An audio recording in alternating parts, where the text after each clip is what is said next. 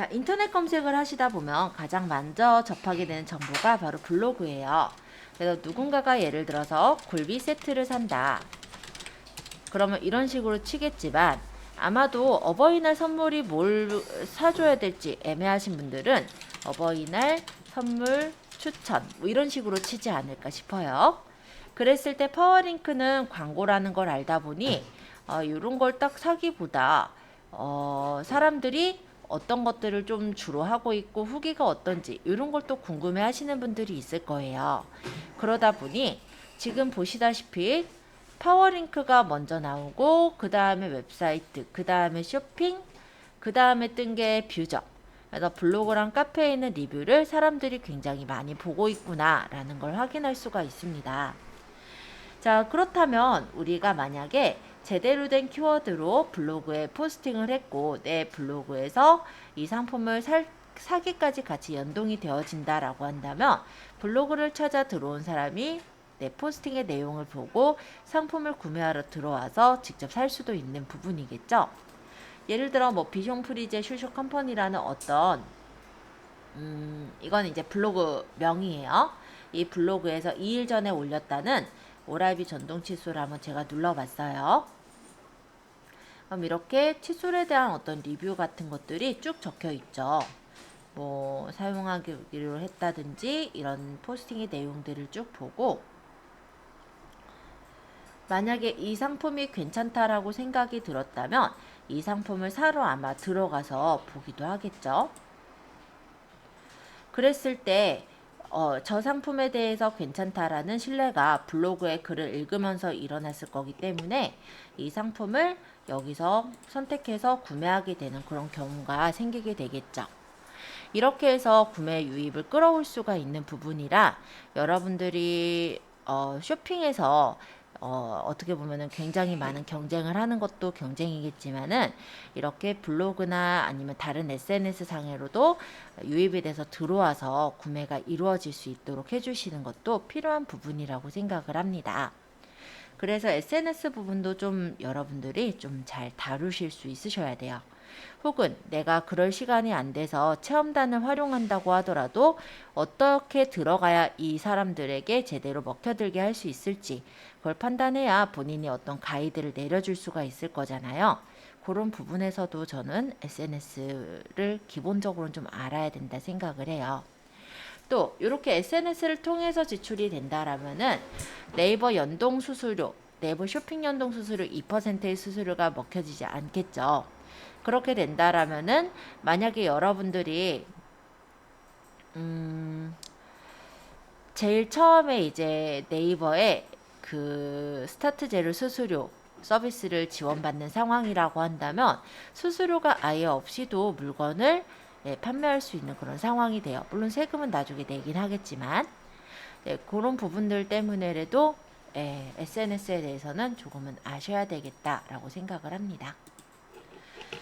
자, SNS를 그래서 활용을 하기 위해 제일 처음에 우리가 활용할 곳은 블로그인데요. 인터넷 검색을 했을 때 제일 먼저 접하게 되는 정보가 블로그이기 때문에 그래요. 그리고 리뷰 정보를 참고할 때 제일 많이 보는 곳이 블로그이죠. 그래서 블로그란 원래는 어떤 역할을 하냐면 나의 관심사에 따라서 일기나 칼럼, 기사를 자유롭게 올리는 어떤 1인의 어떤 미디어 그리고 나의 어떤 기록물이나 일기장을 담을 수 있는 그런 공간을 블로그라고 하고요.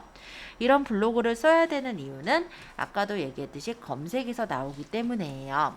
그래서 검색을 통해서 정보를 얻는 사람의 입장에서는 블로그나 지식인에 있는 정보들을 활용할 경우가 많기 때문에 이러한 SNS를 통해서 우리 쇼핑몰의 상품으로 유입돼서 들어오게끔 하는 게 필요하다라는 거고 또 블로그로 글을 올리게 된다면 그 글이 많아지게 됐을 때 내 어떤 브랜딩에 대한 신뢰성도 쌓이게 되는 부분이 돼요. 그래서 어떤 기관이라든지 아니면 업체라고 했을 때 그 업체에 대한 홍보 도구로도 활용할 수 있는 게 블로그라고 보시면 되겠습니다. 그리고 모바일이 활성화되면서 다른 SNS로도 쉽게 공유할 수 있다는 게 블로그의 장점이라고 보시면 되겠죠. 또 최근에는 블로그에 블로그 마켓이라는 게 생기기도 했거든요. 그래서 블로그 안에서도 바로 판매를 할 수 있는 블로그 마켓이 있긴 한데요.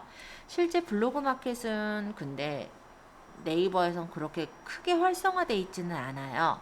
그래서 제가 뭐 블로그 마켓을 해야 한다까지는 말씀을 안 드리더라도 기본적으로 블로그를 쓰시는 방법이라든지 이런 거는 아셔야 체험단을 부리실 때라도 어떻게 쓰세요 라는 지령을 하실 수가 있을 거다라고 말씀을 드릴게요. 자, 8페이지 넘어가서 블로그 구상하기 좀 볼까요? 우리가 그럼 블로그를 하겠다라고 생각을 한다면 어떻게 키워나갈 것인가도 생각을 하셔야 돼요. 그래서 블로그를 어떤 목적으로 운영하고자 하는가 먼저 생각을 하셔야 될 테고, 그 운영하면서 최종적으로 달성하고자 하는 결과에 대해서도 생각을 해보셔야 될 겁니다. 또 블로그 대상을 정해서 내 블로그를 누가 봐주었으면 하는가 이런 것도 생각을 해보셔야 될 거고, 블로그의 주제나 소재를 정해서 블로그 제목을 적고 카테고리를 구상하는 형식으로도 블로그를 구상을 해보실 필요가 있겠죠. 자, 일단 블로그 운영 목적이라고 한다면 내 상품을 주로 알리기 위한 어떤 공식 블로그를 제작하겠다라는 게 목적일 수도 있고요. 근데 내가 그렇게 블로그를 자주자주 활용할 그런 형편이 안 된다라고 한다면 그냥 일상적인 블로그처럼 주로 이제 제품에 대한 어떤 리뷰들을 많이 올리면서 내 상품에 대한 것들을 올려주겠다. 이런 것도 괜찮겠죠. 그리고 상품에 대해서 딱 들어가기보다 약간은 상업적인, 광고적인 느낌이 좀 안 나게 하기 위해서는 이런 것도 괜찮아요. 뭐 선물 세트, 베스트, 그러니까 부모님께 드릴, 아까 부모님 선물 세트 찾았으니까 부모님 선물 베스트 5 해가지고 1위, 2위, 3위, 4위, 5위 이렇게 정할 텐데 1위나 뭐 2위 정도는 누구나 알 수 있을 만한, 누구나 생각할 만한 그런 내용들을 집어넣고 한 3위나 아니면 한 4위 아니면 2위 뭐 이런 정도의 내 상품을 살짝 껴넣는 거예요. 그렇게 해가지고 홍보를 했을 때는 그게 광고같이 안 보이고 홍보같이 보이거든요. 홍보란다. 광고같이 안 보이고 정보같이 보이거든요. 그래서 이러이러한 상품들이 있네? 그럼 요거는 한번 어떨까? 이렇게 생각하게 되는 그런 부분이 되기 때문에 그 또한 어떻게 보면은 내가 블로그를 잘 활용한 예라고 할 수가 있겠죠. 그래서 블로그를 내가 어떻게 운영할 것이냐는 여러분들에게 달려있다라고 저는 생각을 해요.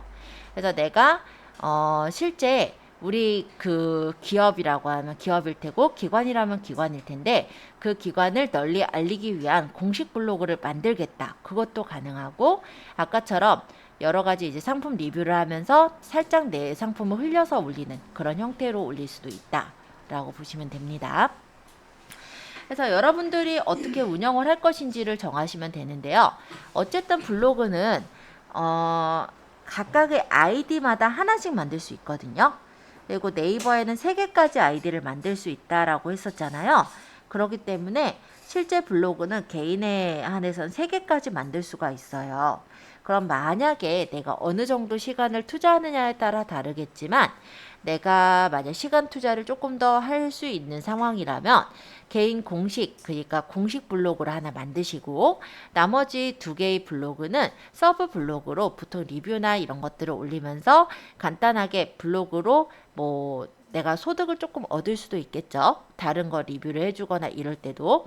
그러면서 내 상품을 간혹 들어서 선전하는 용도로 활용하시면서 홍보 용도로 쓰시는 것도 가능할 거다. 이 정도 말씀드리면서 블로그 시작해서 들어가 보도록 하겠습니다. 어찌됐건 블로그는 형식은 딱히는 없어요.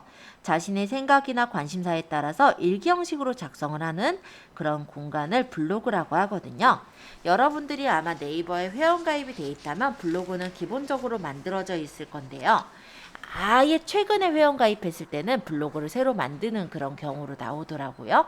그 경우만 빼고는 아마 기존에 쓰시던 거는 블로그가 기본적으로 되어 있을 거예요. 자, 일단 로그인은 다 되어 있으신 상태시죠. 제가 아까 네이버에 로그인 해주세요 라고 했으니까요. 자, 그러면 로그인된 화면에 오른쪽에 보시면 블로그라고 있을 거예요. 여기 한번 눌러볼까요? 지금 페이지는 12페이지예요. 여기서 밑으로 내려보시면 내 블로그라고 있습니다. 여기를 한번 눌러보겠습니다. 그러면 만약에 본인의 블로그가 만들어져 있다면 그 블로그가 열릴 거고요. 여러분의 블로그가 만들어져 있지 않는다면 책에서처럼 블로그를 만드는 화면이 뜰 거예요. 자, 만약 이 화면이 뜨면 나중에 할래요 눌러서 띄워주시면 아마 블로그의 기본 화면이 떠 있을 겁니다. 자, 블로그 화면 구성 살펴보기에 나와 있는 화면, 아마 여러분들이 화면이시기도 할 건데요. 한번 살펴보도록 하죠. 자, 이 위쪽에 있는 이 부분은 여러분들의 블로그 타이틀입니다. 그래서 블로그의 정체성을 나타내는 곳이며 블로그의 성격을 한눈에 알 수 있는 이미지를 이용해 주시는 게 좋겠죠. 타이틀은 간단히 말하면 간판이에요. 그래서 이 간판도 나중에 이제 제작해서 만들 건데요. 간판으로 만들어서 넣어도 되고 아예 내가 만약 그래픽적으로 조금 더 꾸밀 수가 있다면 스킨으로 만들어서 꾸며서 넣으셔도 되긴 해요.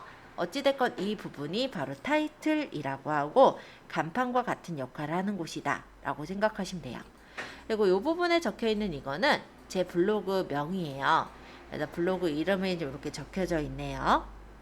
지금 저는 블로그를 총 3개 정도의 블로그를 운영하고 있는데 그 중에서 이 블로그는 진짜 리뷰 정도를 많이 올리고 있는 블로그예요. 그래서 체험단 같은 거 할 때 이제 활용하기 위한 목적도 있지만 보통 이제 저희 학생들이 요거도 실제 저희 학생이 그 새로 차린 업체에 선전해 주느라고 올렸었던 그런 내용이거든요. 이런 식으로 업체에 대해서 홍보를 해줘야 될 때 간혹 제가 활용하는 그런 곳이라 보면 됩니다. 평상시에는 그냥 일반적인 일상 리뷰들을 올리고 있고요.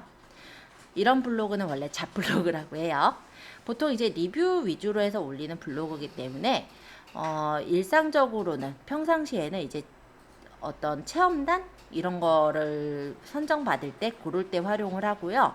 간혹 들어서 상품에 대한 정보나 서비스에 대한 정보를 올리는 용도로 활용을 하고 있어요.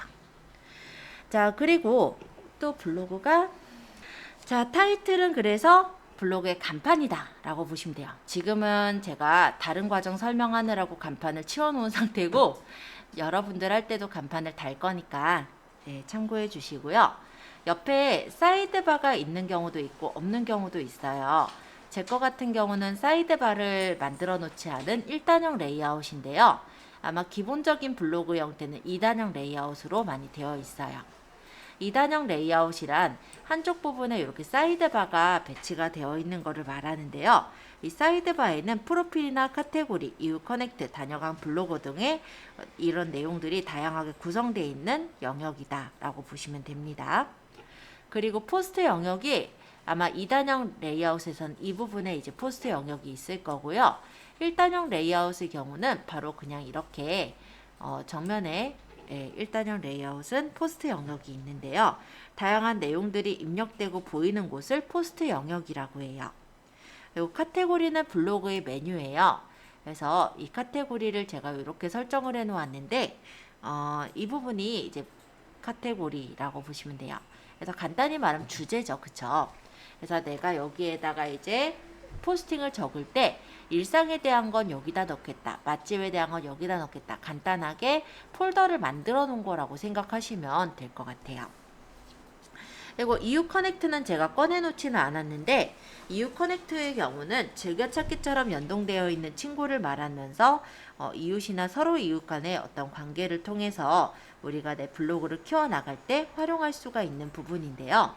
실제 블로그는 검색이 될 때 C랭크 알고리즘에 의해서 채점이 돼서 검색 순위가 매겨지게 돼 있어요. 그리고 보조 지표로는 다이아 로직과 바트 로직이라는 게 같이 이제 보조 지표로 활용이 되어지는 부분인데요. 여기에서 블로그의 그 액티비티라는 부분이 있거든요. 그 부분이 이웃들과의 관계라든지 내가 블로그에 예를 들어 누군가가 댓글을 남기면 답글을 얼마나 잘 달았느냐 아니면 뭐 공감을 얼마나 눌렀느냐 뭐 이런 거에 대한 내용이 블로그 액티비티 점수로 포함이 됩니다. 그래서 블로그로 얼마나 잘 활동을 했느냐에 따라서도 블로그의 상위 노출이 좀 결정되는 부분이 있다 보니까 이런 EU 커넥트 액티비티 부분도 좀 신경 쓰셔야 되는 부분이긴 해요. 자, 일단 너무 그런 데까지 들어가면 골치 아프기 때문에 오늘은 진짜 기본적인 정보들 세팅만 할 거예요. 자, 14페이지를 좀 봐주세요. 자, 이제 내 블로그의 기본 정보를 입력하는 창으로 갈 건데요. 제일 상단에 보시면 내 메뉴에 관리라는 메뉴가 있습니다. 아니면 여기 책에서 나온 것처럼 프로필에 있는 관리를 누르셔도 돼요. 자, 내 메뉴의 관리로 가면은 처음에 보이는 이 부분이 바로 블로그의 정보 부분이에요. 여기 이제 기본 설정의 블로그 정보인데 이 블로그 주소는 한 번에 안에서 변경이 가능하도록 되어 있어요. 또는 가장 최근에 만든 블로그의 경우는 아예 블로그가 만들어져 있지 않는다 했죠. 그런 경우는 그 블로그 만드실 때 아이디 생성하는 대로 만들어지게 돼요. 원래 옛날에는 이 뒤에 부분이 네이버 아이디로 만들어지는 거였거든요. 그러다 보니까 저는 네이버 아이디로 현재 만들어져 있는데 내가 만약 이걸 좀 더 브랜딩 하겠다 그러면 이제 변경해서 내가 브랜딩할 어떤 내용으로 바꿔서 주소를 만들 수는 있겠죠. 근데 사실 이 주소가 크게 역할을 하지는 않거든요. 그래서 당장에 바꿀 필요는 없을 것 같고 나중에 내가 좀 그래도 내 아이디가 너무 보여서 싫다 이러시는 분들이 변경하시면 될 것 같아요. 자, 그 다음 블로그명입니다. 이 블로그명은요 한글이나 영문 숫자로 혼용해서 쓰실 수가 있는데요. 누군가가 검색을 했을 때 예를 들어서 누군가가 뭔가를 검색을 했을 때 뷰에 보시면 요 초록 스토리라든지 뭐 송프로의 맛있는 청장 스토리라든지 별공이스 룸이라든지 이렇게 적혀있는 이 부분들이 바로 블로그의 제목이다 라고 생각하시면 될 것 같아요. 그래서 여기 같은 경우는 어때요? 딱 봤을 때 여자의 부엌이라고 하니까 주부가 운영하는 블로그겠구나 이런 식으로 생각이 들죠. 이렇게 블로그의 어떤 분위기, 느낌을 어떻게 보면은 정할 수 있는 그런 부분이 바로 이 부분이지 않을까 싶어요. 보통 우리가 포스팅할 때는 이 부분을 신경을 안 쓰기 때문에 처음에는 누구누구님의 블로그 이렇게 적혀 있거든요. 근데 그렇게 보이면 되게 나중에 검색하는 사람의 입장으로 봤을 때는 이 블로그가 무엇을 담고 있는 블로그인지 파악하기가 쉽지가 않아요. 그런 부분에서 이 블로그명은 가급적이면 내 블로그가 담고자 하는 것들을 어우를 수 있는 제목으로 적어주시면 좋을 것 같아요. 그리고 공식 블로그는 그렇게 어우러서 적기보다는 그 공식 이름을 적어서 처리하셔도 되긴 하겠죠. 자, 어쨌든 이 블로그명 간단하게 지어주시고 별명은 보통 이제 댓글을 달거나 친구 추가를 하거나 이럴 때 별명이 주로 보여지는 부분이거든요. 그래서 저는 이 엘리의 일상 리뷰라고 제가 블로그명을 적었으니까 별명도 그냥 엘리라고 그대로 설정을 했고요. 만약에 저희 학원 블로그 같은 경우 한일 컴퓨터 또는 한일 이런 식으로 이름을 줬거든요. 그래서 별명은 그런 용도로 활용하시면 될 것 같아요. 소개글은 블로그 프로필 영역에 프로필 아래 표시되는 그런 글이에요. 제가 아까 굴비 세트를 적어서 만약에 아까 글쎄요 뭐 미상류 맛있는 남자 이야기라는 어떤 분의 블로그를 들어간다라고 했을 때 여기 보니까 푸드 칼럼니스트 요리 작가 이런 식으로 적혀 있죠. 이런 식으로 자기 소개하는 문구예요. 참고해 주시고 이분 같은 경우는 앞에 디자인을 이렇게 했네요. 깔끔하게 디자인해 놓은 상태인 것 같아요. 저거는 이제 타이틀이나 스킨 영역인데 이분은 지금 보면 여기 끝까지 다 채워져 있죠. 이런 건 스킨이라고 하고요. 내가 만약 이만큼만 채워져 있는 영역이다. 이거는 이제 타이틀이라고 해요. 조금 차이는 있습니다. 자, 그리고 내 블로그 주제. 저는 리뷰들을 주로 올리기 때문에 상품 리뷰로 주제를 맞췄어요. 근데 이런 블로그명이나 별명, 소개글, 주제는 언제든지 바꿀 수 있으시니까 참고해 주시고 설정하시면 될 것 같아요. 그 다음 블로그 프로필 이미지인데요. 이 이미지는 만약에 내가 쇼핑몰과 같이 활용하고자 한다 하면은 똑같은 로고를 집어넣으면은 깔끔하겠죠? 아니면은 뭐 내가 일상적이다 라고 한다면 굳이 내 쇼핑몰 로고랑 똑같이 될 필요는 없으니까 내가 원하는 다른 사진을 넣어서 꾸미시면 될 것 같습니다.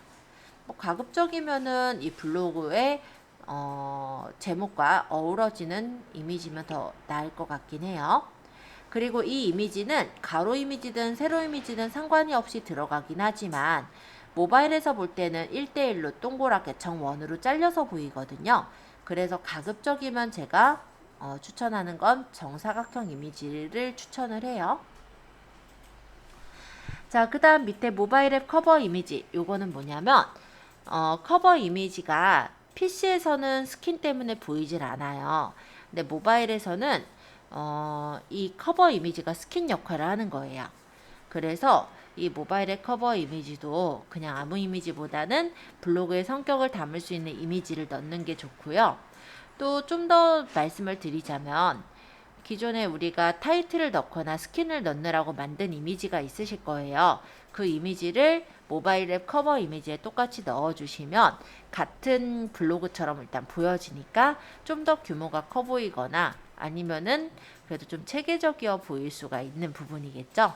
그래서 모바일의 커버 이미지도 나중에는 스킨에 있는 이미지 또는 타이틀에 있는 이미지로 넣어주시면 좋을 것 같아요. PC에서는 보이지 않는 영역이고 모바일에서 보이는 영역이에요. 다음 사업자 확인 부분에서는 블로그를 상거래 목적으로 운영하는 경우 전자상거래법에 따라 사업자 정보를 표시해야 합니다 라고 적혀 있는데, 만약에 내가 이 부분에 사업자 정보를 넣어야 되는 경우라고 하면 이런 경우에요. 내가 블로그에다가 상품에 대해서 설명을 했고 그 상품에 대해서 연결 URL을 연결해서 뭐 상세 페이지로 넘어가게 한다 라고 한다면 블로그를 통해서 상거래를 하는 게 맞죠. 그러면 사업자 정보를 표시하도록 그렇게 되어 있는 거예요. 근데 여기서 설정하는 건 아니고 위젯에서 설정을 하기 때문에 지금은 설정하지 않고 넘어가겠습니다. 그리고 네이버 톡톡 연결은요, 아마 여러분들이 스토어랑 같은 아이디라고 한다면 연결이 되어져서 나와 있을 거예요. 그럼 고르시면 될 것 같고, 안 그러면은 안 고르셔도 돼요. 또 상품에 대해서 내가 리뷰를 한다라고 하면 그냥 일상 블로그인 거잖아요. 그럴 때는 굳이 연결을 할 필요가 없다라고 보여집니다. 그래서 일단은 이 블로그 정보란을 다 채워주신 후에 확인까지 좀 눌러주세요. 그러면 저장 중 하고 성공적으로 반영되었습니다 라고 뜨게 되겠죠. 자, 만약에 내가 쇼핑몰을 운영을 하고 그 쇼핑몰에 관련된 상품들을 여기서 소개를 하겠다라고 한다면 여기는 저는 아마 하늘몰 로고를 이렇게 넣어서 꾸밀 것 같네요. 그죠? 그러니까 이 부분은 여러분들 블로그 프로필 성격에 따라서 넣으시면 돼요. 저는 얘가 일상 리뷰거든요. 그래서 요거는 얘를 넣기가 좀 그래요. 그러면 이제 내가 다른 이미지를 넣어가지고 뭐 상품과 관련된 이미지를 넣어도 될 테고, 아니면은 그냥 진짜 일상적인 사진을 그냥 넣어서 꾸며줘도 되긴 하겠죠? 자, 그러고 만약 내 블로그로 다시 가보면 아까 전에 적은 정보가 반영이 돼서 나오는 걸 확인하실 수가 있어요. 이 정도만 일단 볼게요. 그래서 네이버 블로그는 다양한 디자인 환경을 제공하고 있는데요. 이 블로그의 디자인을 적용하고 카테고리를 생성하는 방법에 대해서 우리가 조금 살펴볼 거예요. 자, 스킨은 어디서 설정하냐면 내 메뉴의 관리에서 꾸미기 설정에 보면 스킨 선택이 있어요. 여기에서 스킨을 설정할 수는 있는데 너무 화려한 스킨보다는 저는 추천드리는 건 그냥 흰색 깔끔한 스킨을 추천드리고 있습니다. 자, 그 이유는 뭐냐면 상품에 대해서 우리가 포스팅을 한다 그러면 그 포스팅이 주변이 뭐 지저분하면 사실 눈에 잘 띄지가 않거든요. 근데 깔끔하게 다 흰색이라고 한다면 좀 더 눈에 띄는 그런 부분이 있어요. 그래서 그냥 저는 흰색 배경을 좀 더 추천을 드리고요. 책에서는 그렇게 들어간 건 아니다 보니까 아마 배경을 다른 걸 고른 것 같긴 해요. 자, 그리고 디자인 설정에 레이아웃 위젯 설정에서는요, 우리가 레이아웃이나 위젯을 배치를 설정할 수가 있는데요. 보통 마케팅 용도로 많이 쓰는 레이아웃은 1단형 레이아웃을 많이 쓰고 있어요. 그래서 1단형 레이아웃을 저는 좀 더 추천을 드리고, 일반적으로 블로그에서 기본형 레이아웃은 2단형 레이아웃이다 보니까 1단형이 싫으신 분은 2단형까지는 괜찮을 것 같아요. 3단형은 하지 말으시라고 저는 말씀을 드리고 있습니다. 자, 일반적으로 아까 여기 굴비 세트를 찾아보았을 때요. 이 초록 스토리 한번 들어가 볼게요. 자, 여기 같은 경우도 어때요? 위쪽에 타이틀 있죠, 그쵸? 요런 게 타이틀이에요. 그 다음 밑에 보니까 리뷰라고 해서 275개의 글을 올렸는데, 이 리뷰 안에 들어간 글을 보니까 양 옆에 아무것도 없다 보니 되게 깔끔하게 상품만 보이죠. 그래서 상품에 대해서 좀 더 집중하고 포스팅에 대해 더 집중할 수 있는 레이아웃이 1단형 레이아웃이라는 거고요. 그리고 흰색이 어떤 역할을 하냐면 깔끔하다라는 것도 그렇지만 확장돼 보이는 확장색이기도 해요. 그러다 보니까 뭐 상품 같은 것도 훨씬 더 깨끗해 보이기도 하고, 일단은 보는데 전혀 거슬림 없이 볼 수가 있다라는 게 일단 장점이라 할 수가 있겠습니다. 스마트 스토어 연결된 거 보이죠? 이렇게 판매하고 있다라는 거고, 여기 보면은 송프로, 여기는 어떻게 올렸나 한번 볼게요. 자, 여기는 이렇게 꾸며놨어요. 요리하는 송프를 맛있는 이야기라고 해서 이렇게 꾸몄는데, 이런 게 1단형 레이아웃에서 가능해요. 1단형 레이아웃은 홈페이지형 블로그 형태로도 꾸밀 수가 있거든요. 이 위에 있는 이 부분은 사실은 위젯이라고 하는 것들인데, 누르면 그 해당 곳으로 넘어갈 수 있게 이렇게 위젯을 걸어 놓은 거예요. 그리고 이 밑에 보면은 이렇게 상품에 대해서 역시 보이는데, 양 옆에 아무것도 없고 그 포스팅만 넓게 보이다 보니까 포스팅 자체가 큼지막하게 보기 좋게 보이죠. 자, 그 다음 것도 한번 볼까요? 별공이스룸은 어떻게 꾸몄나? 여기도 위쪽에 타이틀을 이렇게 넣어놓은 거예요. 그리고 위쪽에 이렇게 각각 그룹들 넣어놓은 거 보이고, 그 다음 솔직한 리뷰라고 해서 이렇게 적었는데, 양 옆에 마찬가지로 아무것도 없고 흰색이죠. 그래서 일반적으로 이렇게 많이 꾸미고 있어요. 바깥쪽에 아무것도 없는 이런 흰색 그 배경을 쓰고 있고, 그리고 1단형 레이아웃을 주로 쓰고 있는 걸 잠시 보여드리려고 지금 하나씩 열어보고 있습니다. 거의 다가 그렇게 해놨죠? 여기가 2단형 레이아웃이에요. 아까랑 차이점 좀 보이나요? 자, 일단은 1단형 레이아웃에 비해서 창이 더 좁아진 거 확실히 보이죠? 포스팅 영역이 이만큼 사이드바가 들어가는 만큼 좁아져요. 그죠? 그리고 여기는 이제 상품만 넓게 보이다 보니 상품에 대한 집중도가 있다면, 여기 같은 경우는 옆에 막 잔뜩 적혀 있다 보니 상품에 대한 집중도가 그만큼 떨어지게 되어 있어요.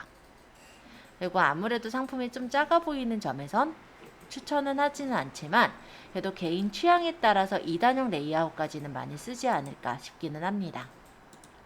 근데 거의 보시면 1단형을 많이 쓰고 있고 2단형을 쓰고 있는 데들도 있긴 한데, 아마 이런 위젯들을 좀 잘 보이게끔 하기 위한 목적이기도 할 것 같아요. 그런 경우는 거의 1단형 쓰고 있죠? 여기는 남이의 준밥, 이웃추가 이렇게 연결해 놨네요.